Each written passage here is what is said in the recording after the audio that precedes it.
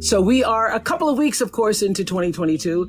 And I know that so many people have made resolutions. Some of you already broke them already, whether it's to put your health at the top of your to-do list or follow your passion.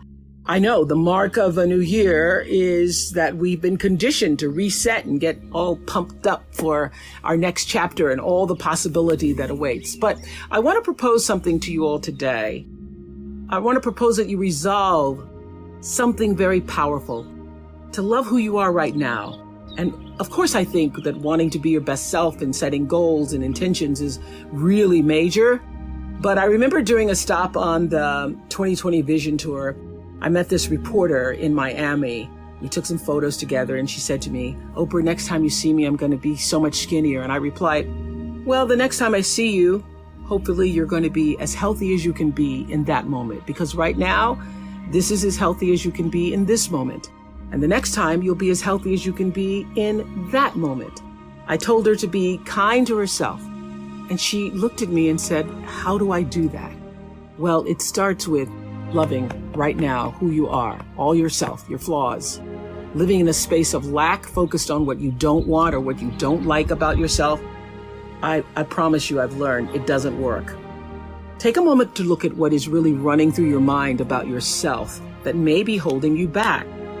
The energy of the universe responds to positivity. And so if you're telling yourself you're not slim enough, you're not good enough, when that negative chatter starts in your head, stops, lean away from it. When you let those thoughts of not being enough seep in, you can't really act out the best of yourself. So your actions must be in alignment with all the goodness and strengths that you know to be true about yourself. So this week, I'm inviting you to put on your happy sweater, wherever it is or whatever that is for you. Quiet all the negative self-talk and allow your confidence, your sense of knowing that better days are ahead to be at the forefront of your thinking. Tomorrow is never promised. So let's accept and then let's celebrate ourselves just where we are right now. Thank you. Thank you for where I am and who I am right now. Let that be the blessing and intention for ourselves this week.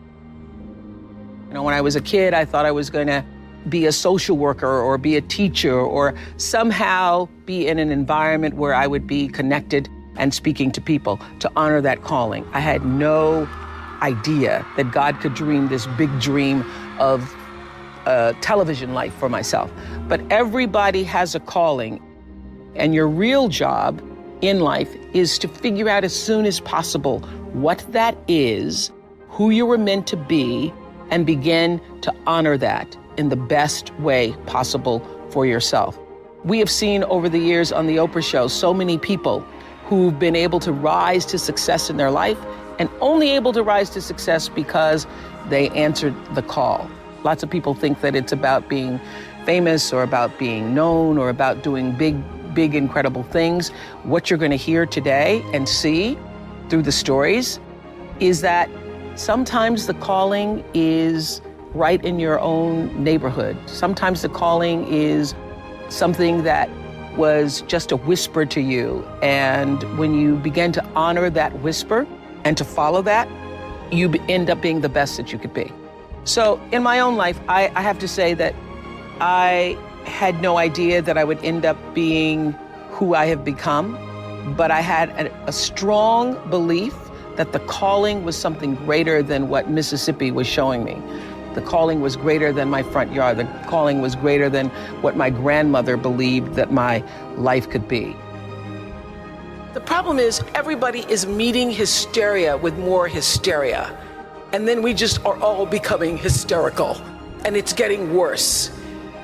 What I've learned all these years is that we're not supposed to match it or even get locked into resisting or pushing against it.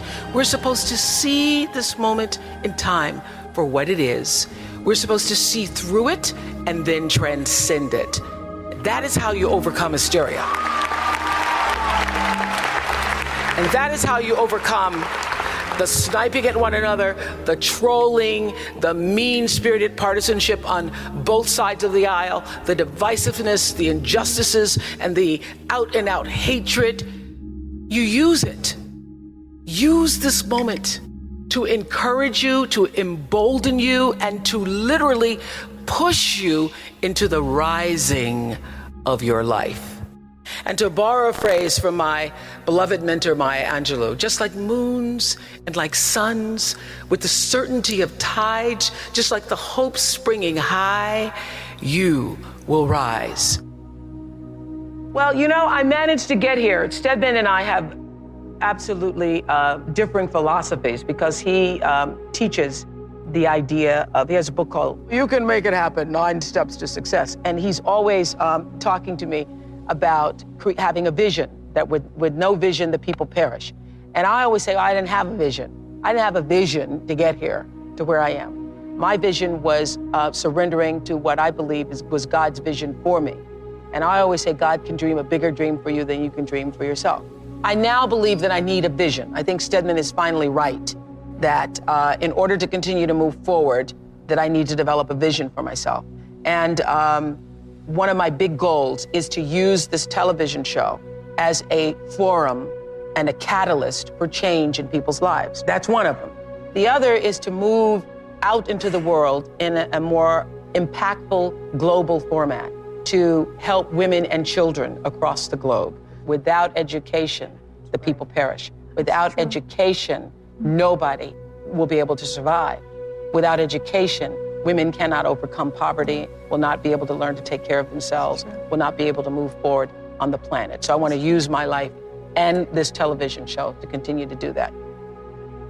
I think some people think that, are under the impression that I was born empowered, that I was born coming out of the womb, ready to interview a Klansman.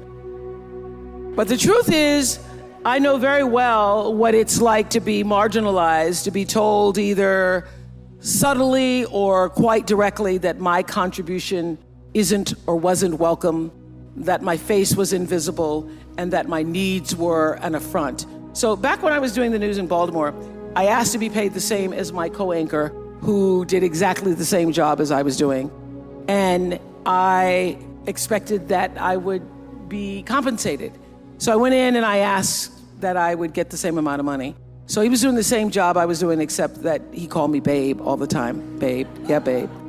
Anyway, I was told by my news director and by the general manager, because first I went to the news director, then I went to general manager, and I was told that because I was a single woman who didn't have a mortgage and I didn't have kids, that I was not entitled to earn the same kind of money as the man who was sitting next to me doing the same thing.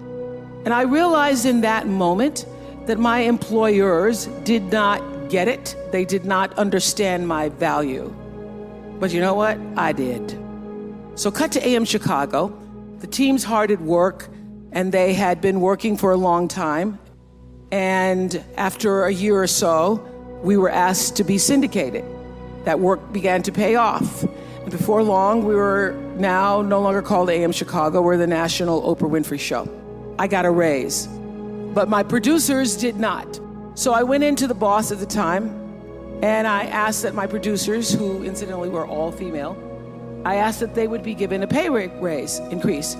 And my boss, this is in 1986, said, why? They're only girls. What do they need more money for? Girls. I've used the word affectionately sometimes, referring to women as girls, and there was no affection in his tone. It was absolutely condescending. So, you know, it takes a while to develop a voice, but once you have it, you damn sure better use it on stuff that matters. So I took a deep breath in that moment and said, either they're gonna get raises or I'm gonna sit down. I'm not gonna work if they don't get paid more, babe. I would like to believe that I could have spoken that kind of truth to misogyny, even if I'd been all by myself. But here I was on the brink of finally getting what I really wanted and had been working many years for, a national show. I mean, I might have been too intimidated to stand my own ground against this guy if I were actually alone. But here's the thing, you're never alone. You're never alone. The sovereign sound of Maya Angelou's voice was pushing me forward that day, whispering, I come as one, but I stand as 10,000. So when I was faced with the opportunity to advocate for my producers, I silently called on some of the 10,000 and walked into my boss's office, hand in spirit, with the women who had come before me. I could feel Bessie Smith and Billie Holiday and Ella Fitzgerald and Pearl Bailey and Sarah Vaughan and Lena Horne clutching their green books looking for a place to eat while they sang in supper clubs for whites only.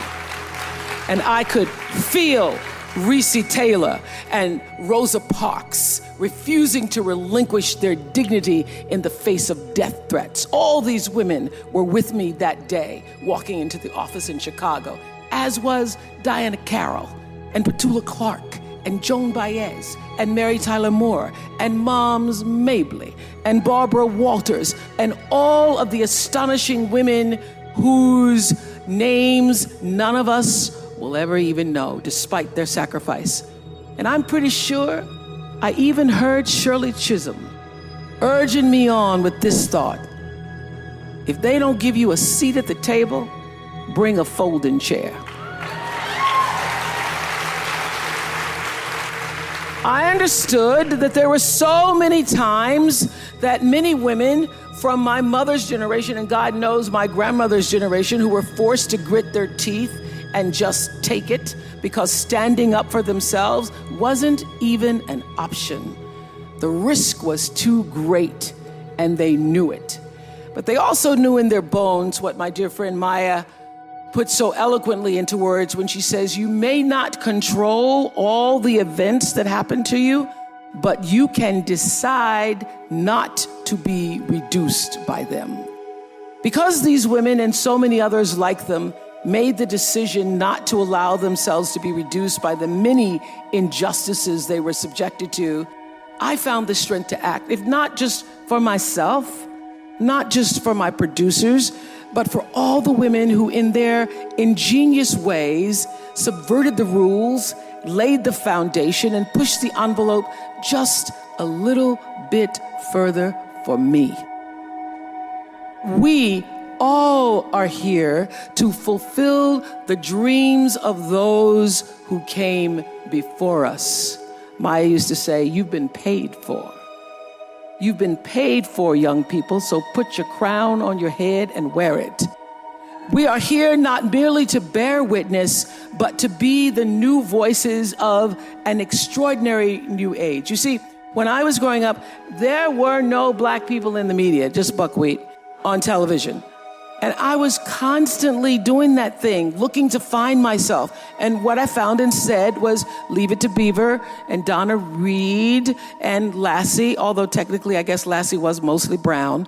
The point is, though, we are now able to see ourselves reflected through entertainment. But what pleases me most is that we're beginning to see on screen, what we're beginning to see is starting to change the landscape of what we see behind the scenes, what Kamal was talking about, true inclusion. And what I realized during all those years doing the Oprah show, and the reason that OWN is now thriving, is how essential it is to see yourself reflected in other people's stories. It's something that you, as white people, never have to even think about. Because the more you see a broader and richer and more nuanced depiction of yourself and your neighbor and the world, the more empowered you become. And it's that sense of empowerment that actually tethers us to the universe. It gives us at least a glimpse of how connected we all are. So what a blessed sign of progress it is to know that millions of kids in 2019 don't have to stand with their noses pressed up against the window or the television screens, looking in at a family that makes them feel less than by comparison. Today, we can point to work that says you are every bit as valued and vital to the fabric of life as anyone else. You are a part of a community. But it takes time. It takes time to see yourself. It takes time to hear yourself and to feel appreciated for just being yourself. Empowerment does not happen overnight. Like change, it is never just one thing. It is a series of consistent steps great and small, that proves to us again and again that genuine change is actually possible. So many people are worried about building a brand. I hear kids on social media talking about their brand. And I used to really resent the word when people would say to me, oh, you have this brand, because I never even thought about a brand. I just thought about day in and day out, making the best right choice for me. But now I embrace it because I recognize people see me as a brand. But for me, it's not a business. It is a question of, what do you stand for? And I will say this, you're nothing if you're not the truth. And that's if I could leave you with any message today, that is it. The biggest reward is not financial benefits, though it's really good. You can get a lot of great shoes. Nothing wrong with great shoes. But those of you who have a lot of shoes know that having great shoes and a closet full of shoes or cars or houses or square footage doesn't fill up your life. It doesn't. But living a life of substance can. Substance through your service, your offering of your whole self. And the baseline for how do you live a life of substance is whatever is the truth for you. What do you stand for? People may not remember your every word. They may not remember all of your actions, but they certainly remember how your words and your actions made them feel. So let's leave here today with the collective memory of wanting to create enlightenment in the world. Let's leave here knowing that we can give people the sense that they have been heard and respected. Let's foster original thinking and humane treatment. Let's seek out the words we don't know. Let's do away with the us and them. I've seen us and them create a whole lot of problems, but I've never seen it solve one thing.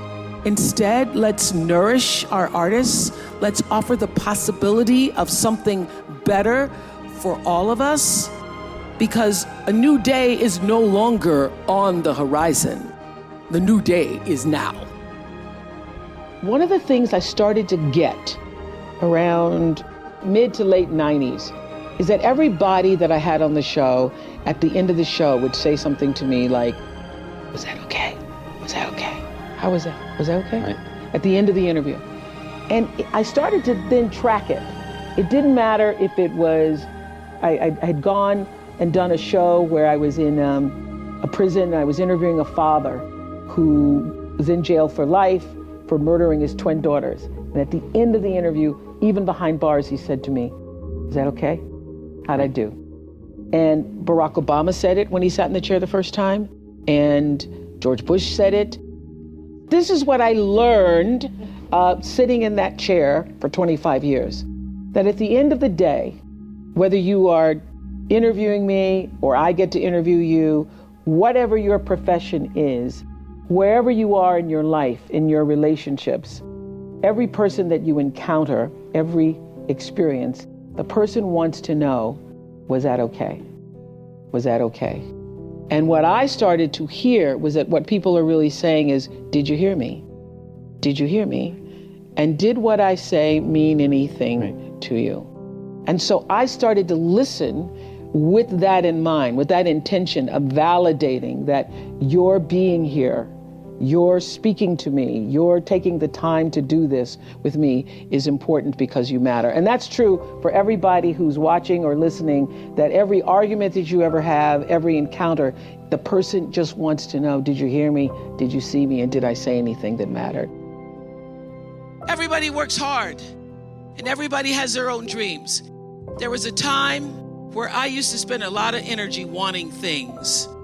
Of course, it's easy for me to say, oh, things don't define you because I got a lot of things. Things are nice, I like them. But this is what I learned. When you can surrender to the dream, you get to live in the space of the higher power. You get to live in the space that you purposefully have come to earth to claim for yourself. So, around 1984, I was sitting in bed one morning. I was reading the New York Times review of The Color Purple. And I thought, whoa, this sounds like a really great book. I got out of bed in my pajamas, put on my galoshes, and went to the store to get the copy of The Color Purple. I read The Color Purple in one afternoon, went back to the bookstore, bought every book of The Color Purple. I took the books to the office, and I said to everybody, y'all got to read this book. Oh my God, you got to read this book, Color Purple. I needed a book club. I didn't have one. So I passed out the book to everybody I knew. Please read The Color Purple, read The Color Purple. Then I start to hear that somebody's going to do a movie about The Color Purple. But I don't know anybody in the movie business. By this time, I was on AM Chicago. I don't know anybody. I start praying to God. God, please help me find a way to get into Color Purple. I say, Jesus, I don't even have to have a speaking part. I will be, because I went to the movies and I saw on the movie credits, at the last credit, there's something called Best Boy. So I said, Jesus, if you just let me be Best Girl, that'll be all right by me. I can be Best Girl. I can carry the script. I can help the people with the water. I can do whatever. So I start praying for The Color Purple. As divine law would have it, Quincy Jones comes to Chicago, and he is in Chicago for 1/2 of a day because somebody has filed a suit against Michael Jackson claiming that Billie Jean was their lover and that's not his song. So Quincy had taken the red eye to Chicago. He was in his hotel room. He was coming out of the shower, and the television in his hotel room is on AM Chicago. There sits little chubby me with my Jerry curl on AM Chicago. Quincy Jones tells Reuben Cannon, the casting agent, I think I found Sophia. So I get a call from Reuben Cannon who says, I'm calling about a movie. It's called Moon Song. Would you be interested to come and audition? And I say, I have not been praying for Moon Song. I have not been praying for Moon Song. I've been praying for The Color Purple. He said, well, I think you should come and audition. So I go to audition. You know, movie people, they make everything all secret. Steven Spielberg didn't want anybody to know he was doing Color Purple. So on the outside of the script, it says Moon Song. But I know all the words by heart. So when I open the script, I know this is The Color Purple, Jesus. This is The Color Purple. So I auditioned for The Color Purple. I can't even believe it. They don't just want me to be the water girl or the best girl. They are asking me, do I want a part in the movie? Oh, I'm thinking prayer works. 3 months pass. 3 months is a long time. I auditioned in February, March, April, May comes. I haven't heard anything.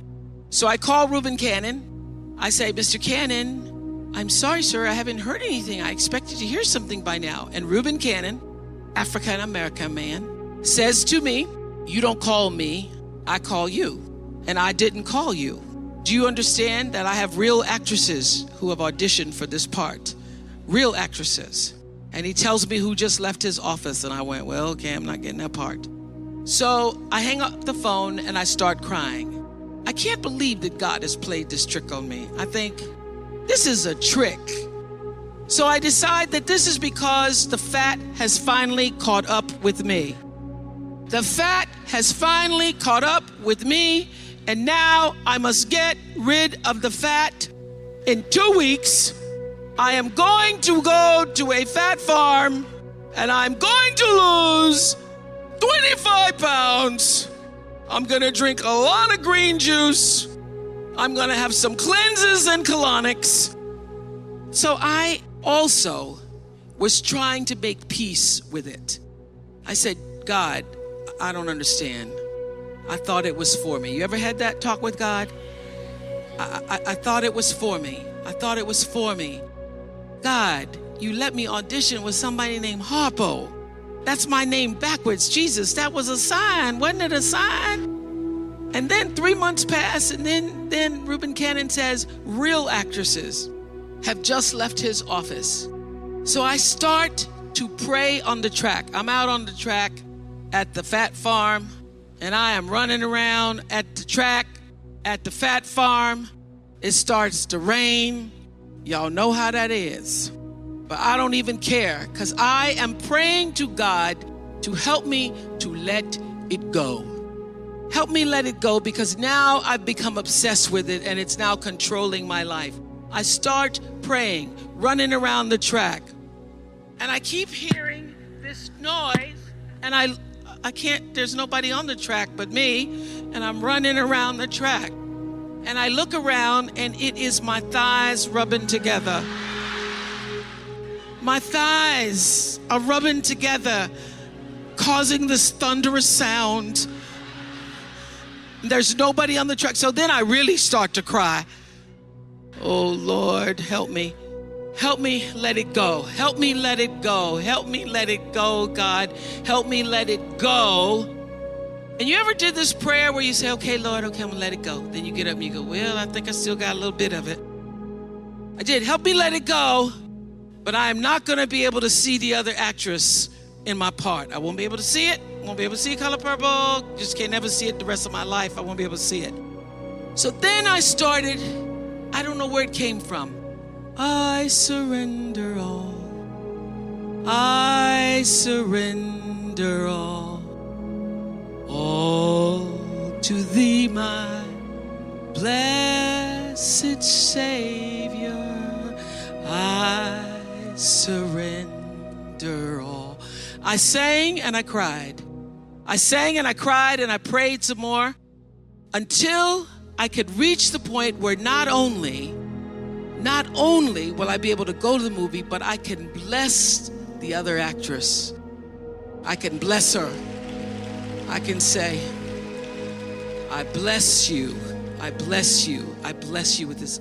I surrender all. I surrender all to thee, my blessed Savior. I surrender all. And I tell you, in my greatest testimony, that the instant I laid that thing down, I'm telling you, when I laid it down and it didn't have me anymore, it had no control over me anymore. I didn't feel anything about it anymore. When I let it go, when I intentionally surrendered it to the power that was greater than I could ever know, the instant that happened, a woman comes running out of the cafeteria screaming, "Ofrah? Is your name Ofrah?" For 10 years, nobody could pronounce my name. I said, "Yes." She said, "Somebody's on the telephone for you. He said, named Spielberg." I get to the phone. He says, "I hear you're at a fat farm." I said, "No, sir. This is a health retreat." He says, "I'd like to see you in my office in California tomorrow." This was in Wisconsin. I'd like to see you in my office. "And if you lose a pound, you could lose this part." No problem do I have. I'll have no problem not losing a pound.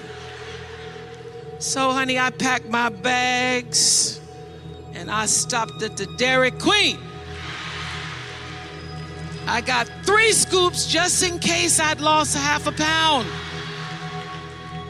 And the next day, I was in Steven Spielberg's office and he said, "You're hired.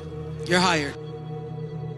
You have no idea of the power of noticing another human being and what it feels like when somebody knows that they have been seen, truly seen by you. It is the greatest offering you can give. And all those years of the Oprah show, the greatest lesson I learned was that, after every show, someone would say invariably in one way or another, "How was that?" I'd finish an interview with the father who killed his twin daughters. I'd finish an interview with politician Barack Obama, Joe Biden, George Bush, Beyonce. They all say the same thing. How was that? And so I started to see that there's this common thread in our humanity where everybody wants to know, how was that?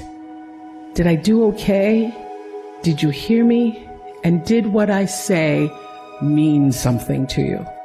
So I would have to say that recognizing that in other people has helped me to become, a person of compassion, a person of understanding, a person who can interview anybody about anything. Because I know that the core of you is the same as the core of me. You just want to be heard.